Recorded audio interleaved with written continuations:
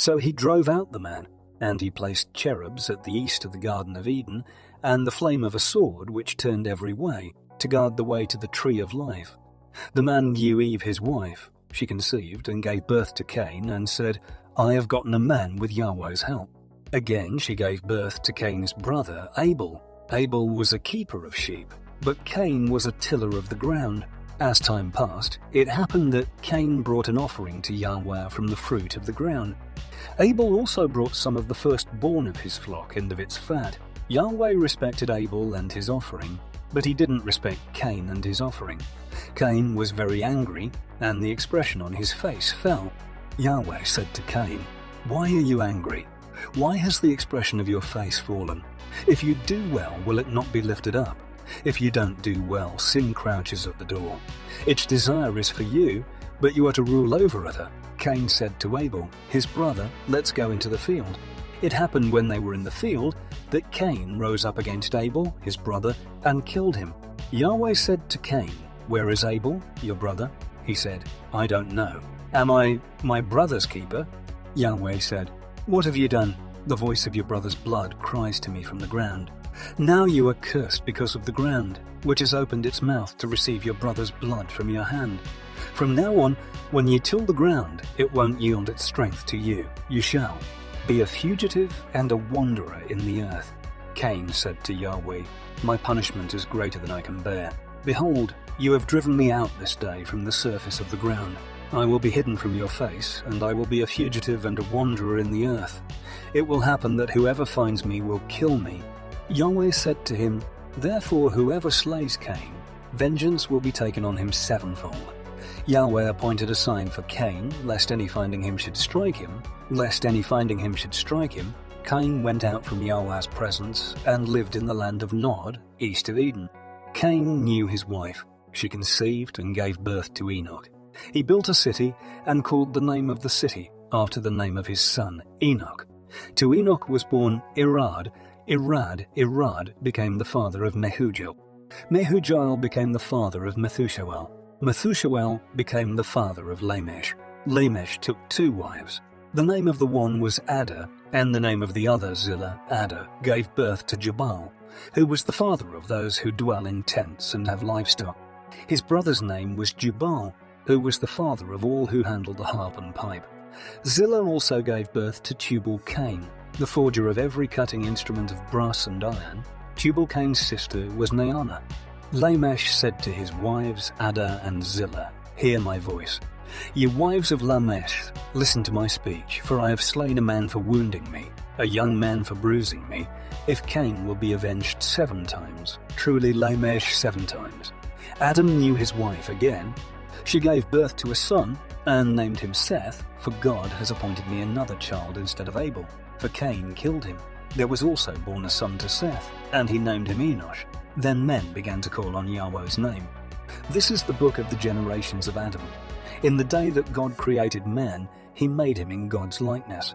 He created them male and female, and blessed them, and called their name Adam in the day when they were created. Adam lived 130 years, and became the father of a son in his own likeness, after his image, and named him Seth. The days of Adam after he became the father of Seth were 800 years, and he became the father of sons and daughters. All the days that Adam lived were 930 years. Then he died. Seth lived 105 years, and became the father of Enoch. Seth lived after he became the father of Enoch 807 years, and became the father of sons and daughters. All the days of Seth were 912 years. Then he died. Enoch lived 90 years, and became the father of Kenan. Enoch lived after he became the father of Kenan. Enoch lived after he became the father of Kenan 815 years, and became the father of sons and daughters. All the days of Enoch were 905 years. Then he died. Kenan lived 70 years and became the father of Mahalalel. Kenan lived after he became the father of Mahalalel 840 years and became the father of sons and daughters, and all the days of Kenan were 910 years. Then he died. Mahalalel lived 65 years and became the father of Jared. Mahalalel lived after he became the father of Jared 830 years and became the father of sons and daughters.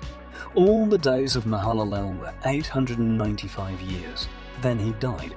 Jared lived 162 years and became the father of Enoch.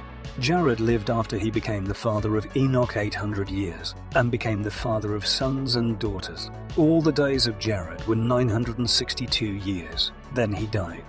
Enoch lived 65 years and became the father of Methuselah. Enoch walked with God after he became the father of Methuselah 300 years and became the father of sons and daughters.